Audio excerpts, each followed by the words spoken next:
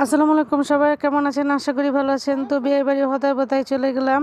তো আমাদের গাজীপুর এটাকে হদর বাতা বলে। মেয়েদের চুপ, মেয়েদের খাওয়ানো হয়, ছেলেদের খাওয়ানো হয়। যেহেতু আমার ভাগ্নির বিয়ে, অনেকগুলা ব্লগ দিতে পারছি না, তো আজকে সব কিছু আমরা শেয়ার করব। তো আসলে কাজের ফাঁকতে ফাঁকতে এত কিছু করতে পারি নাই।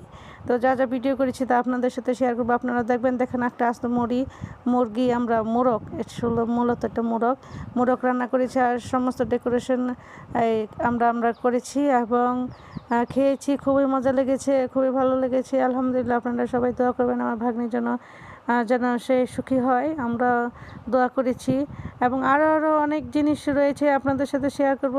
যারা যারা আমার ব্লগগুলো দেখেন তারা আমার সাথে পাশে থাকবেন, অবশ্যই পাশে থাকবেন এবং আমার ব্লগগুলো দেখবেন। সাথে সাথে এই মজাদার রান্নাগুলো অবশ্যই দেখবেন। ধন্যবাদ।